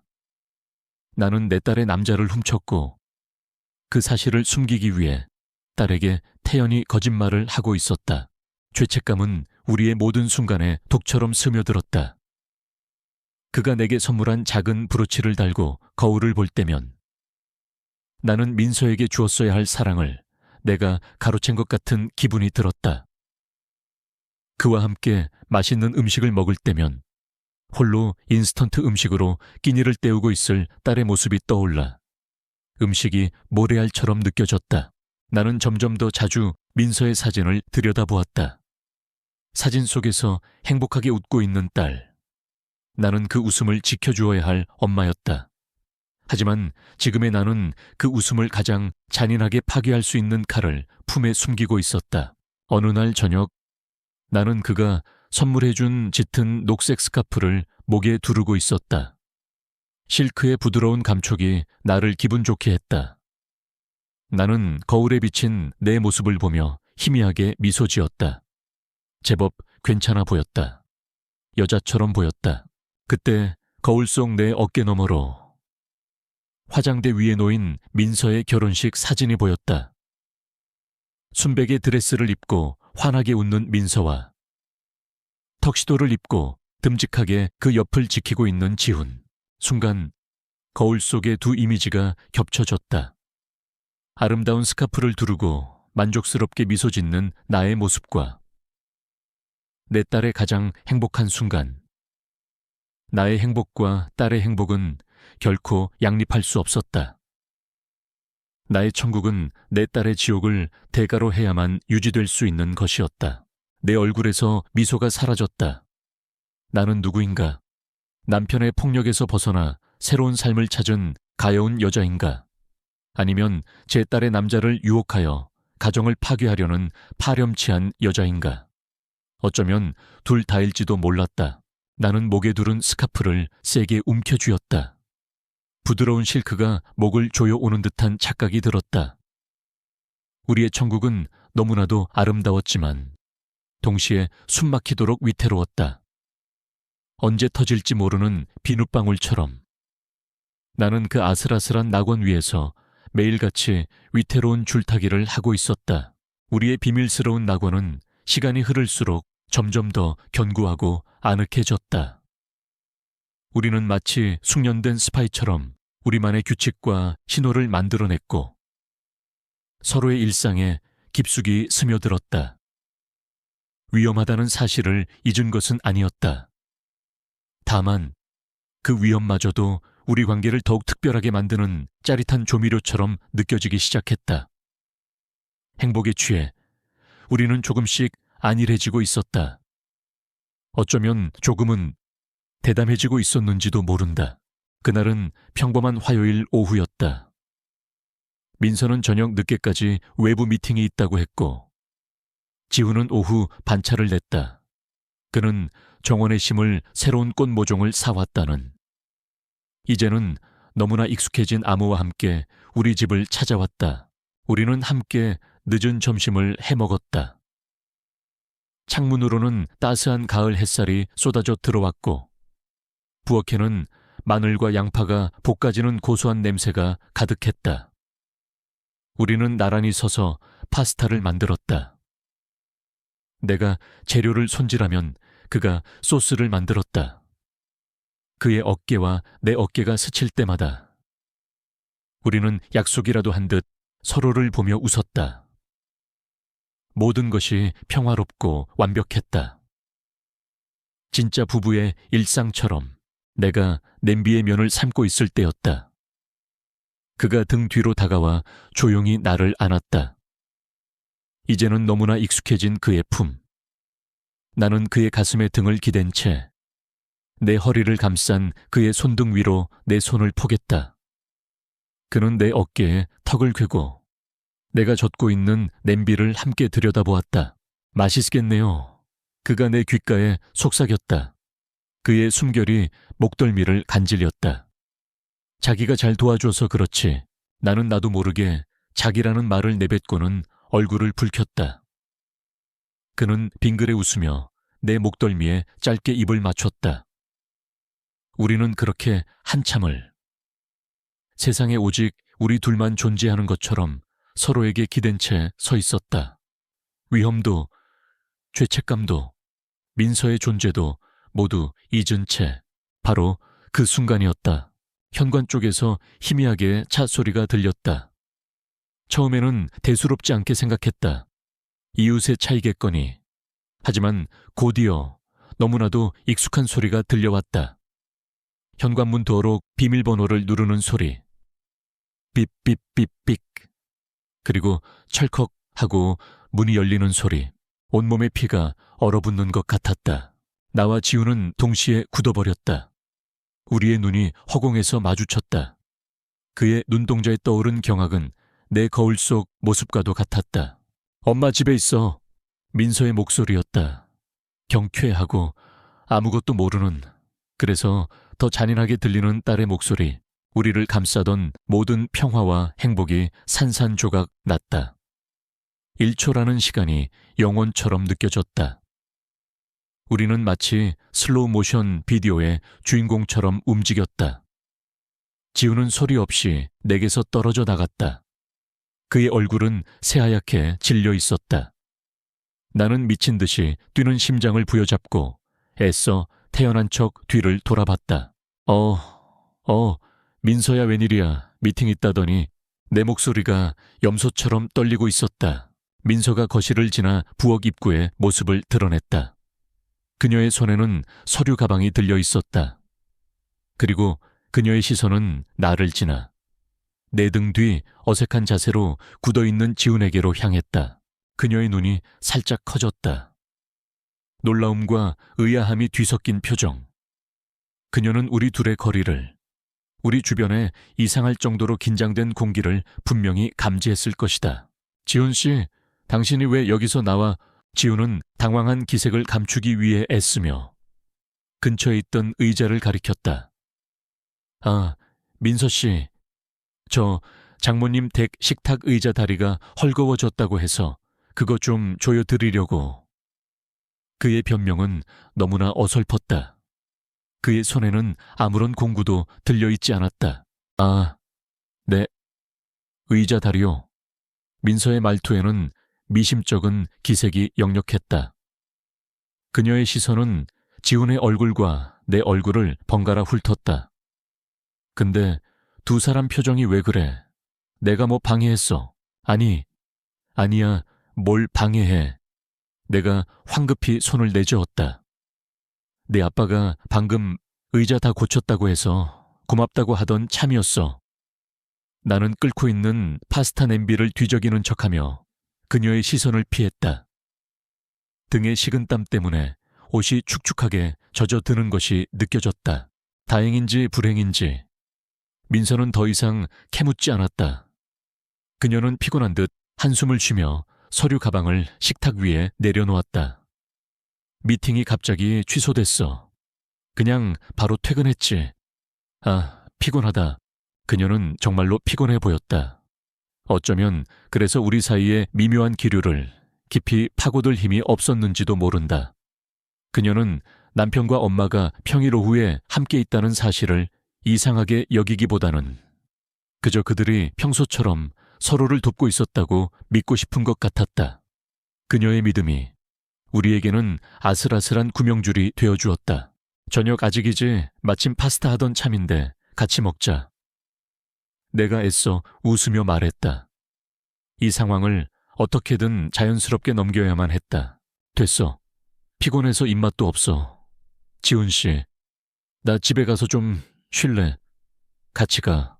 민서는 단호하게 말했다. 그리고는 지훈의 팔짱을 꼈다.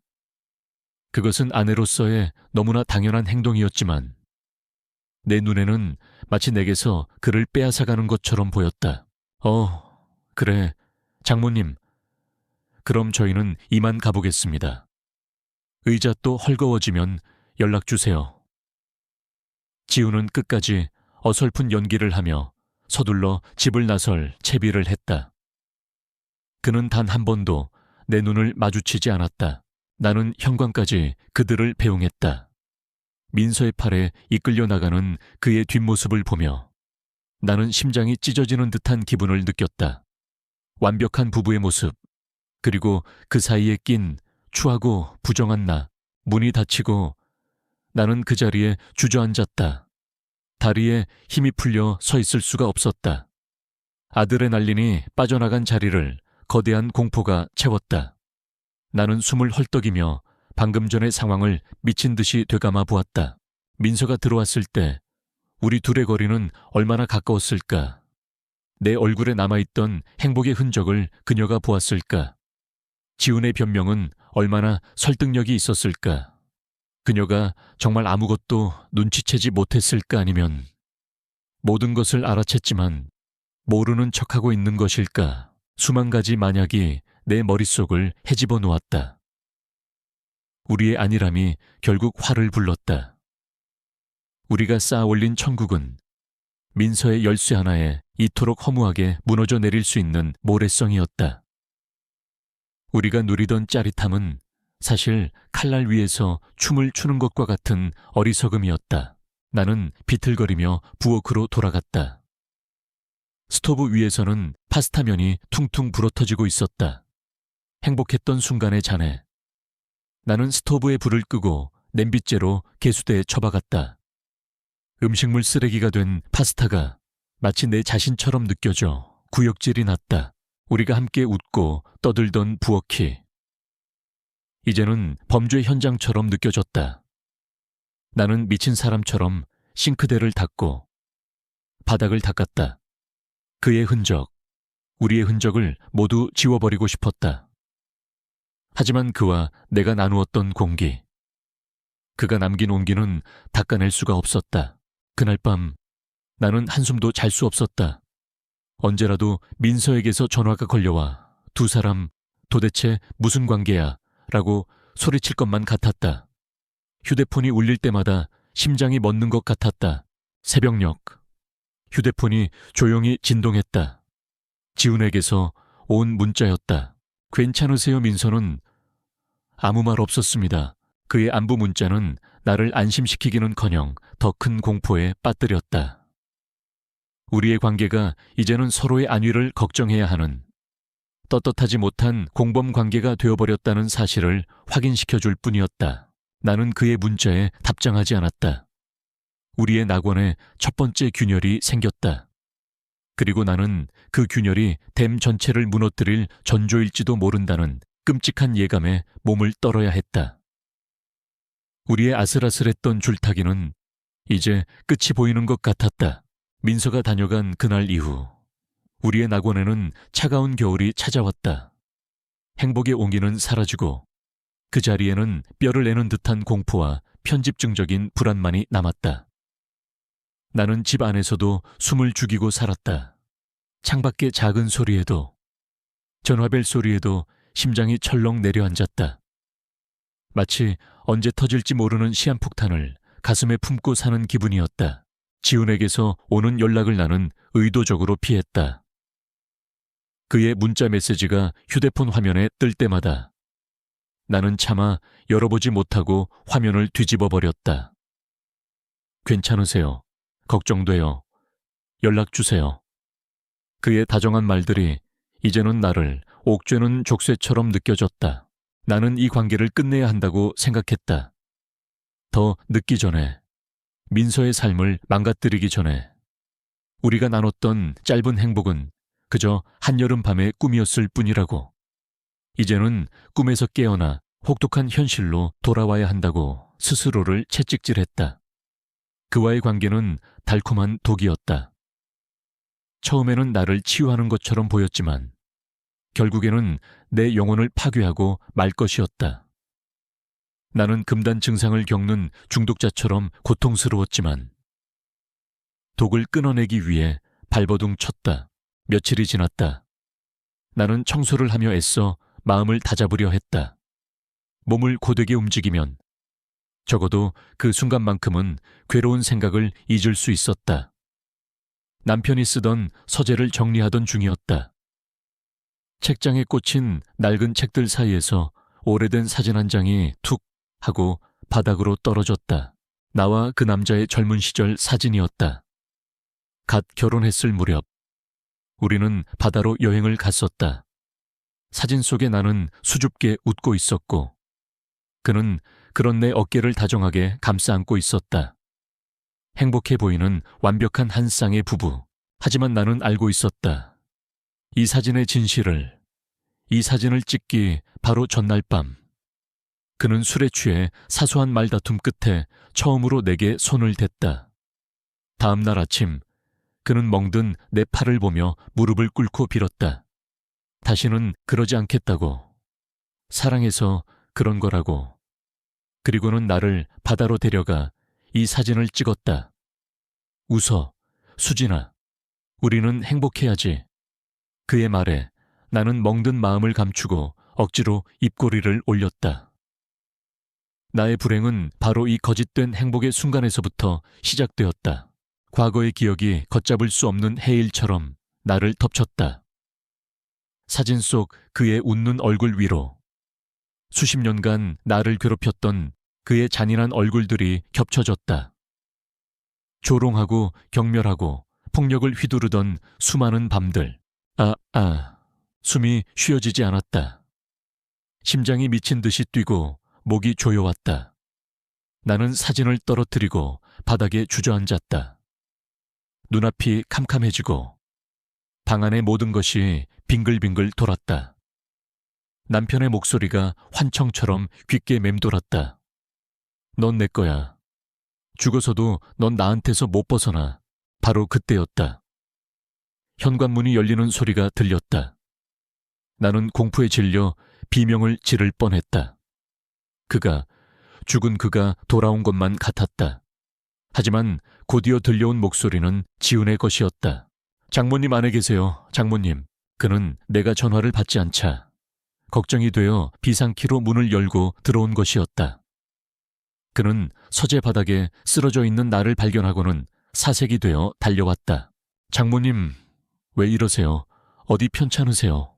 그가 내 어깨를 붙잡았지만 나는 공황 상태에 빠져 그를 알아보지 못했다.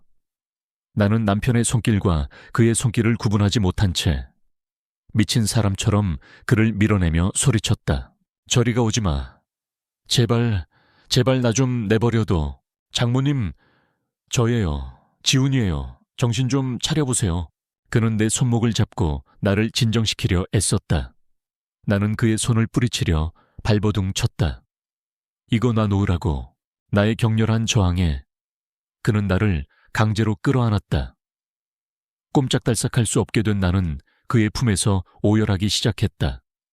그것은 슬픔의 울음이 아니었다. 수십 년간 묵혀두었던 공포와 분노, 억울함이 한꺼번에 터져 나오는 절규였다. 잘못했어요. 내가 다 잘못했어요. 이러면 안 되는 거였는데. 제발, 제발 나를 용서해 줘. 하초가 나는 내가 누구에게 용서를 구하는지도 모른 채 횡설수설하며 울부짖었다. 지우는 아무 말 없이 그저 내가 진정될 때까지 나를 꽉 안아주었다. 그의 심장 소리가, 그의 천이 서서히 나를 현실로 되돌려 놓았다.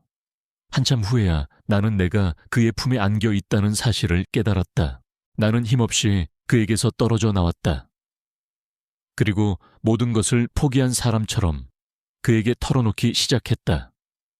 내 상처의 가장 깊고 어두운 비밀을 민서에게도 세상 누구에게도 말하지 못했던 나의 진짜 지옥을. 그 사람은 나를 때리기만 한 게 아니었어. 내 목소리는 갈라지고 거의 들리지 않았다. 나를 창고에 가두기도 했고 내 돈을 전부 빼앗아 자기가 관리했어. 내가 친구를 만나는 것도 친정에 가는 것도 허락받아야 했지. 그는 매일 밤 내게 말했어. 너는 가치가 없는 여자라고. 나 아니면 아무도 너를 원하지 않을 거라고. 나는 그 말을 믿기 시작했어. 지우는 충격받은 얼굴로 말없이 내 이야기를 들었다. 그의 눈에 눈물이 고여 있었다. 민서는 아무것도 몰라. 그 사람은 민서 앞에서는 언제나 완벽한 아빠였거든. 한 번은 내가 민서에게 모든 것을 말하려고 한 적이 있었어. 그 사실을 눈치챈 그 사람이 나에게 뭐라고 했는지 알아. 나는 잠시 숨을 골랐다. 그 기억은 너무나 끔찍해서 입 밖으로 꺼내는 것만으로도 영혼이 찢어지는 것 같았다. 만약 민서에게 한마디라도 하면, 만약 내 평판에 흠집을 내면 내가 가장 아끼는 것을 망가뜨려 버리겠다고 했어. 그게 바로 민서였지. 그는 내 딸을 해치겠다고 나를 협박했어. 그래서 나는 입을 다물었어. 민서를 지키기 위해서. 나는 바보같이 그게 최선이라고 생각했어. 마침내 모든 것을 털어놓자 눈물이 폭포수처럼 쏟아졌다. 수십 년간 나를 짓누르던 거대한 바위가 마침내 치워진 기분이었다. 지우는 자리에서 일어나 내 옆으로 와 앉았다. 그리고는 아무 말 없이 내 손을 잡아주었다. 그의 손은 따뜻하고 단단했다. 그는 나를 동정하지 않았다. 그저 나의 고통을 온전히 자신의 것처럼 받아들이고 있었다. 그는 나를 판단하거나 해결책을 제시하려 하지 않았다. 그는 그저 나의 증인이 되어 주었다. 내가 겪었던 고통이 실제했으며 내가 혼자가 아니었다는 것을 그의 존재만으로 증명해 주었다.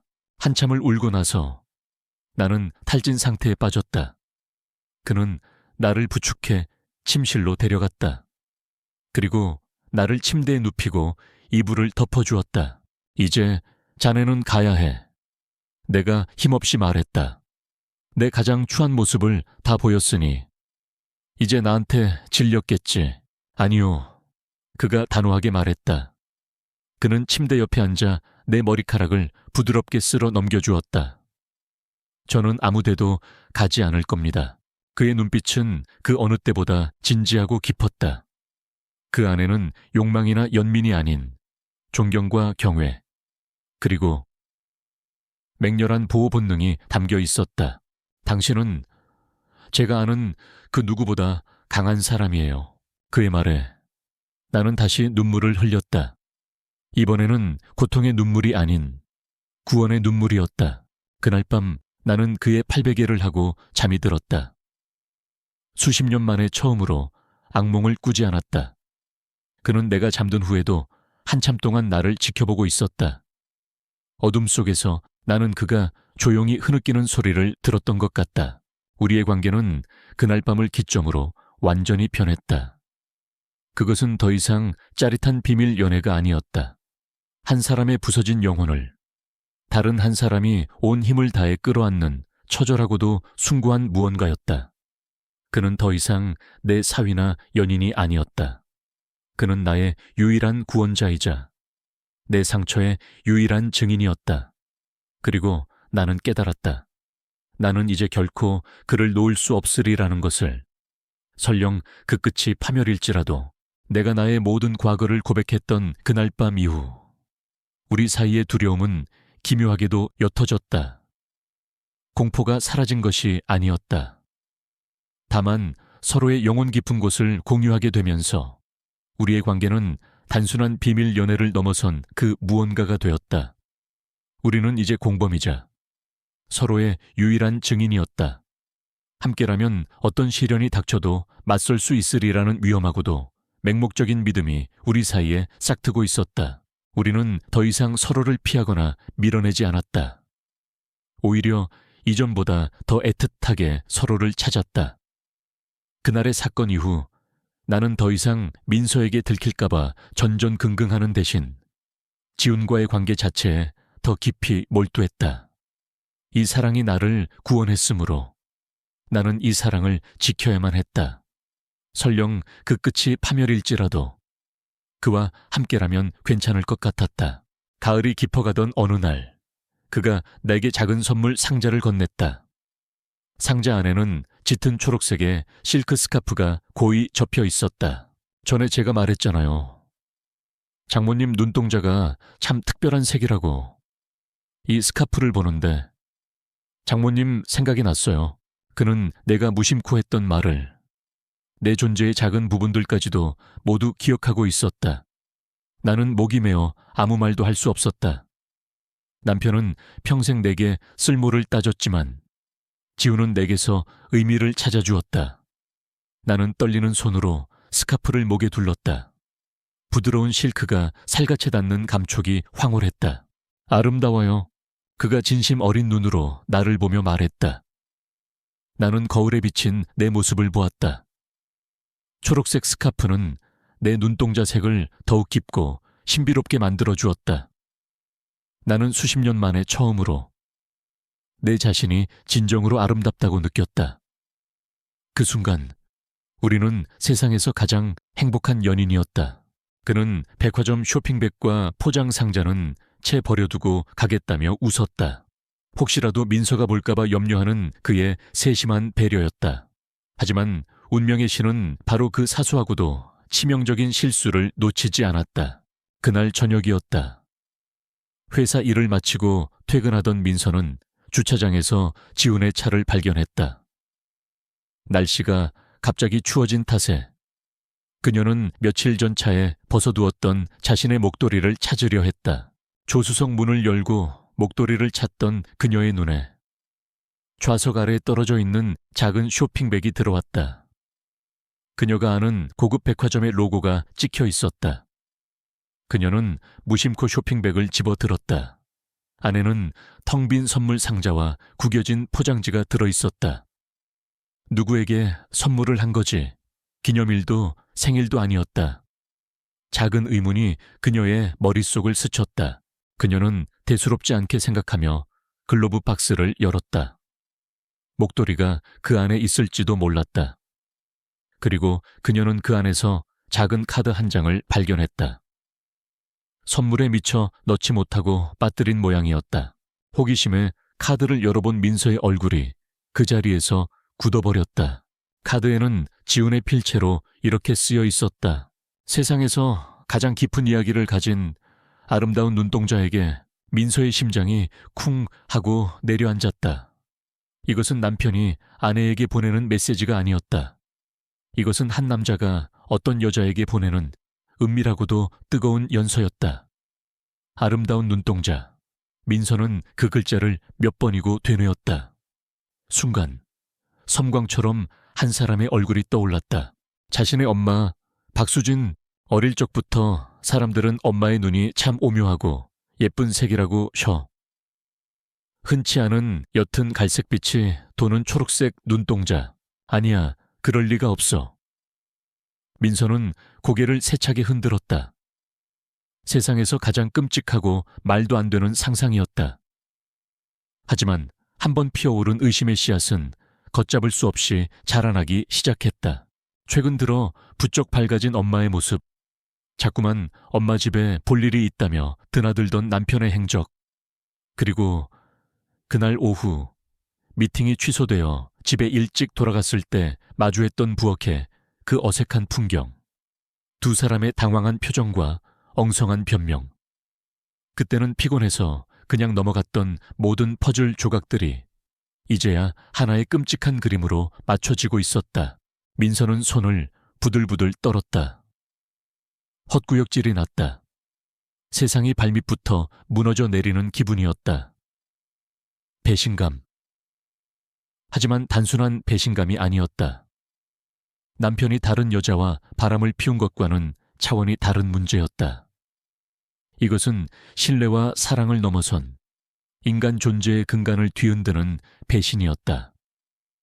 세상에서 가장 믿었던 두 사람이 자신을 기만하고 자신만의 세계를 더럽혔다. 민서는 카드를 구겨준 채 운전대를 잡았다. 그녀는 집으로 가지 않았다.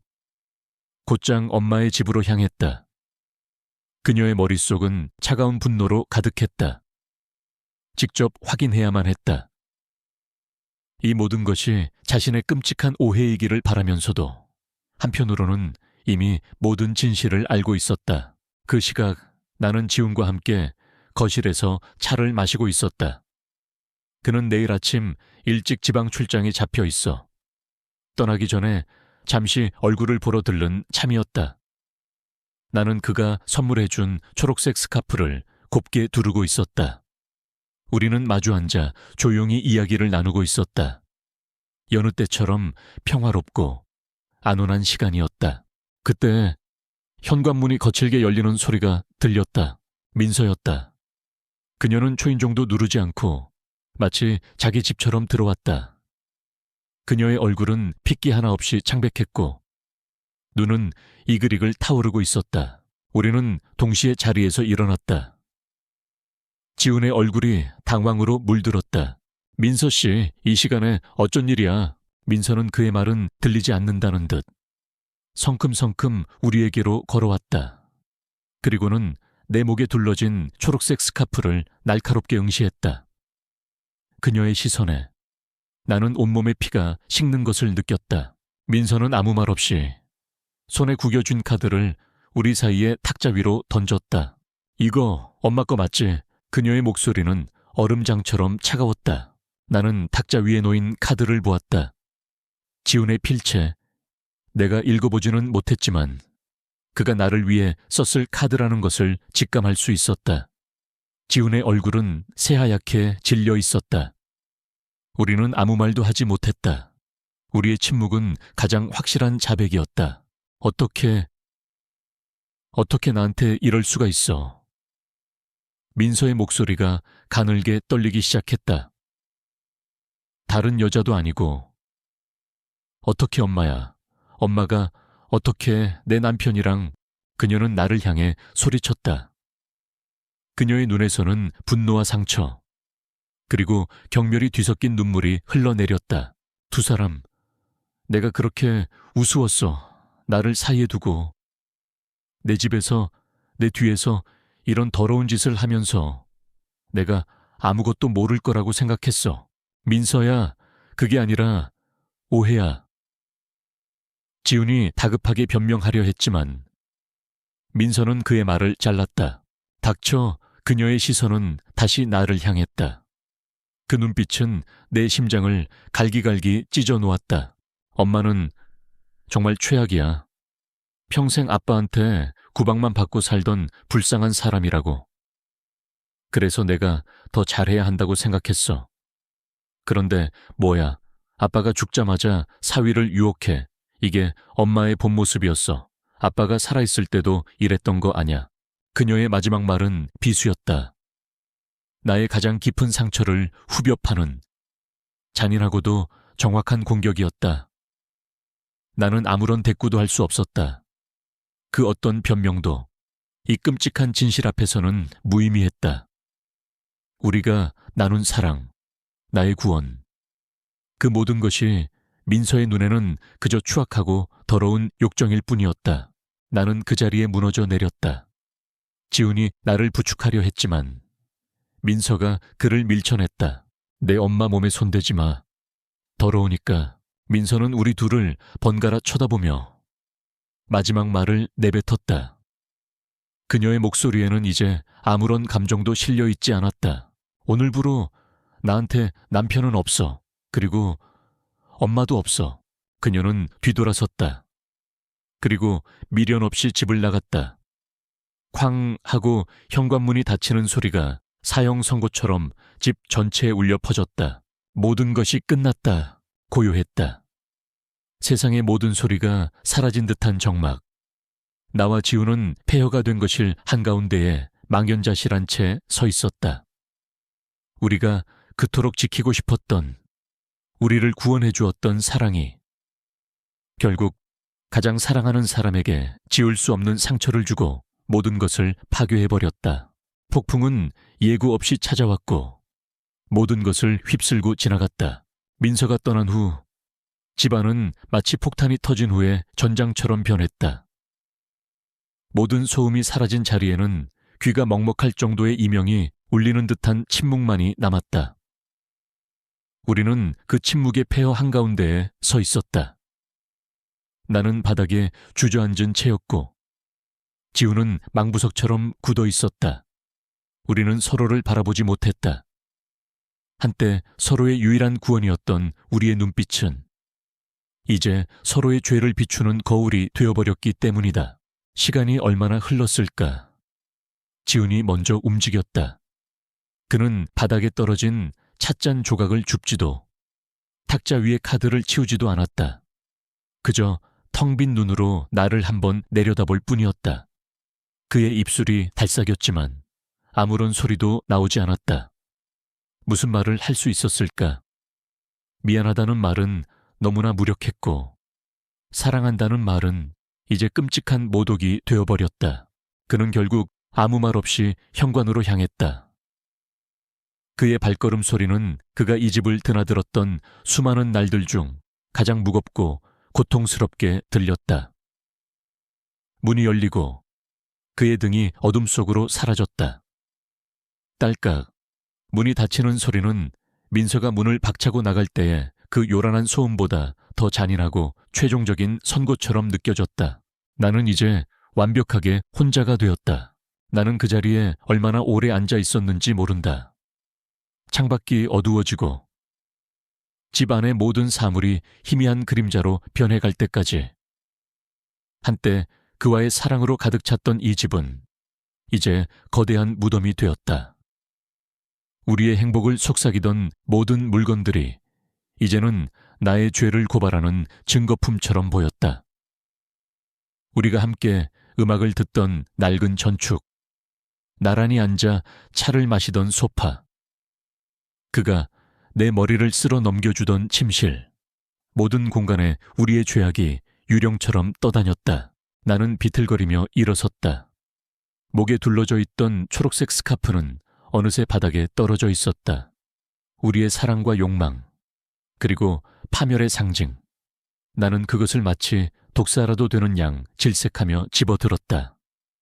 그리고는 옷장 가장 깊숙한 곳, 다시는 빛을 보지 못할 어둠 속으로 처박아 버렸다. 그의 흔적을 지워야 했다. 하지만 그의 흔적은 집 안 곳곳에, 내 몸과 마음 곳곳에 너무나 깊이 새겨져 있었다. 다음 날 아침 휴대폰이 짧게 울렸다. 지훈일까? 하지만 발신인은 민서였다. 심장이 멎을 것 같았다. 어쩌면 어젯밤의 분노가 가라앉고 대화를 하려는 것일지도 모른다는 헛된 희망이 아주 잠시 스쳐 지나갔다. 하지만 화면에 뜬 메시지는 그 희망의 불씨마저 짓밟아 버렸다. 지훈 씨, 집에서 엄마 짐 다 뺐어. 아파트 경비실에 맡겨놨으니까 알아서 찾아가. 그리고 다시는 우리 가족 앞에 나타나지 마. 메시지는 짧고 사무적이며 그래서 더 잔인했다. 감정적인 분노보다 더 무서운 것은 이처럼 차가운 단절이었다. 민서는 나를 그녀의 인생에서, 우리 가족이라는 울타리에서 완전히 도려내고 있었다. 그날 이후 나의 시간은 멈췄다. 나는 먹지도 자지도 외출하지도 않았다. 그저 어두운 집 안에 유령처럼 갇혀 지냈다. 낮과 밤의 구분도 희미해졌다. 정신을 차려보면 하루가 지나가 있었고 또 하루가 시작되어 있었다. 내 머릿속은 고장난 녹음기처럼 민서의 마지막 말을 끊임없이 재생했다.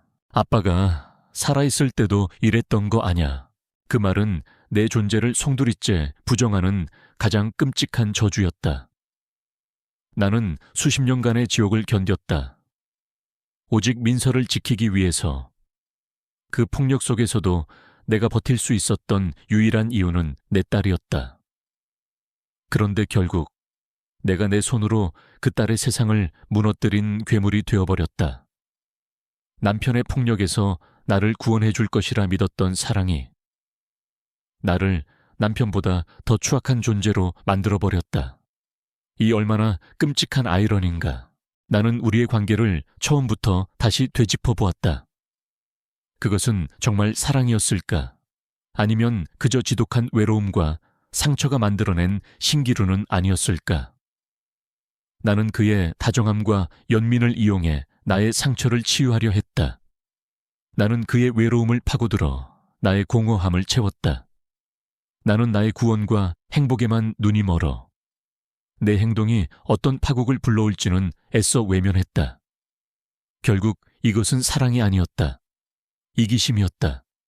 나의 끔찍한 이기심이 모든 것을 망쳐버렸다. 나는 집안의 모든 사진 액자를 벽을 향해 돌려놓았다. 민서의 웃는 얼굴을 마주할 자신이 없었다. 하지만 보이지 않아도 딸의 원망하는 눈빛이등 뒤에서 나를 꿰뚫는 것 같았다. 지훈에게서는 아무런 연락이 없었다. 나 역시 그에게 연락하지 않았다. 이제 와서 우리가 무슨 말을 할 수 있을까? 우리의 관계는 비밀이라는 토양 위에서만 자랄 수 있는 기형적인 식물이었다. 비밀이 폭로된 순간 우리의 관계는 뿌리째 뽑혀 시들어버렸다. 우리는 이제 서로에게 상처와 파멸의 증거일 뿐이었다. 어느 날 밤 나는 잠들지 못한 채 거실 소파에 앉아 있었다. 창밖은 칠흑같이 어두웠고 집 안은 죽음처럼 고요했다. 그때 내 시선이 탁자 위에 놓인 민서의 결혼식 사진 액자에 닿았다. 내가 벽으로 돌려놓는 것을 깜빡 잊은 유일한 사진이었다. 사진 속에서 민서와 지훈은 행복하게 웃고 있었다. 완벽하고 아름다운 한 쌍. 나는 그 사진을 한참 동안 들여다보았다. 예전에는 이 사진을 보며 죄책감에 몸을 떨었지만 지금은 아무런 감정도 느껴지지 않았다. 그저 거대한 공허함만이 가슴을 채웠다. 열정도, 사랑도, 환희도, 심지어 고통마저도 모두 타버리고 이제 남은 것은 차가운 잿더미뿐이었다. 나를 살게 했던 모든 것들이 이제는 나를 죽이고 있었다. 나는 과거의 지옥에서 벗어났지만 현재의 폐허에 갇혔고 미래를 완전히 잃어버렸다. 나의 뜨거웠던 불꽃은 그렇게 한 줌의 차가운 재가 되어 흩어지고 있었다. 시간은 가장 잔인한 동시에 가장 자비로운 치료사였다. 민서가 내 인생에서 사라지고 지훈과의 모든 것이 재가 되어 흩어진 후 나의 시간은 멈춘 듯 흘러갔다. 고통과 죄책감의 늪에서 허우적거리던 계절이 몇 번이고 바뀌었다. 그리고 마침내 1년이라는 시간이 지났다. 나는 그 집을 팔았다. 나의 수십 년 지옥과 짧았던 천국, 그리고 결국 모든 것을 무너뜨린 파멸의 무대가 되었던 그 집. 그 집의 모든 가구와 물건들을 처분하는 것은 내 과거의 살점을 도려내는 것처럼 고통스러웠지만 반드시 필요한 의식이었다. 그 집을 떠나는 날, 나는 뒤도 돌아보지 않았다. 나는 이제 바닷가 근처의 작은 도시, 아무도 나를 알지 못하는 곳에 조용한 아파트에서 산다. 아침에 눈을 뜨면 창문 너머로 희미한 파도 소리가 들리고 오후에는 작은 도서관에서 소설을 읽거나 해변을 따라 하염없이 걷는다. 나의 삶은 지극히 단조롭고 고요하다. 하지만 그 고요함 속에는 과거의 그 어떤 순간에서도 느껴보지 못했던 평화가 깃들어 있었다. 이곳에서 나는 더 이상 누군가의 아내도 엄마도 연인도 아니었다. 나는 그저 박수진이었다. 나는 비로소 나 자신으로 사는 법을 배우기 시작했다. 혼자 밥을 차려 먹고, 혼자 영화를 보고, 혼자 잠드는 일. 처음에는 뼈를 깎는 듯한 외로움이었지만 어느 순간부터 그것은 누구에게도 방해받지 않는 온전한 자유이자 충만함으로 다가왔다. 물론 상처가 완전히 아문 것은 아니었다. 민서에 대한 죄책감은 내 심장에 새겨진 지워지지 않는 문신처럼 평생 나를 따라다닐 것이다. 나는 여전히 가끔 딸의 웃는 얼굴이 꿈에 나타나면 흐느끼며 잠에서 깨곤 했다. 나의 53번째 생일날이었다. 나는 혼자 미역국을 끓여 조촐한 생일상을 차렸다. 누구의 축하도 기대하지 않았다. 그런데 그때 휴대폰이 짧게 울렸다. 모르는 번호로 온 문자 한 통. 생신 축하드려요. 그 짧은 문장을 보는 순간 나는 숨을 멈췄다. 민서였다. 엄마라는 말도 그 어떤 감정의 표현도 담겨 있지 않은 지극히 사무적인 안부. 하지만 그것만으로도 충분했다. 그녀가 나를 이 세상에서 완전히 지워버리지는 않았다는 증거. 어쩌면 아주 오랜 시간이 흐른 뒤에 우리가 다시 서로를 마주할 수 있을지도 모른다는 신락 같은 희망의 불씨. 나는 휴대폰을 붙잡고 한참을 울었다. 기쁨도 슬픔도 아닌 그저 모든 감정이 뒤섞인 뜨거운 눈물이었다. 그리고 얼마 후 나는 서점에서 우연히 그를 마주쳤다. 지훈, 그는 다른 도시로 이사했다는 소식을 어렴풋이 들었었다. 그는 책장 저편에서 책을 고르고 있었다. 1년이라는 시간은 그에게도 많은 흔적을 남긴 듯했다. 그는 조금 수척해졌고 얼굴에는 깊은 그늘이 서려 있었다. 하지만 위태로워 보이지는 않았다. 그 역시 자신만의 방식으로 시간을 견뎌내고 있는 것이리라. 우리의 눈이 마주쳤다. 시간은 1초도, 10년도 될 수 있는 찰나의 순간 동안 멈췄다. 그의 눈빛에는 놀라움과 슬픔, 그리고 아주 희미한 반가움이 스쳐 지나갔다. 우리는 아무 말도 하지 않았다. 무슨 말을 할 수 있었을까? 우리의 모든 이야기는 이미 끝이 났다. 그가 먼저 아주 작게 고개를 끄덕였다. 그것은 인사였고 사과였으며 그리고 마지막 작별이었다. 나 역시 가만히 고개를 끄덕여 주었다. 당신도 부디 평안하기를 마음속으로 전한 나의 마지막 진심이었다. 그는 뒤돌아서서 서점 밖으로 사라졌다. 나는 그가 사라진 곳을 한참 동안 바라보았다. 마음 한구석이 시큰했지만 이상할 정도로 평온했다. 우리의 잘못된 사랑은 그렇게 비로소 완전한 마침표를 찍었다. 나는 다시 나의 작은 아파트로 돌아왔다. 창가에 앉아 멀리 수평선 위로 지는 노을을 바라보았다. 지훈과 민서, 그리고 나의 과거, 그 모든 것을 떠올렸다. 나는 내가 저지른 잘못을 부정하지 않는다.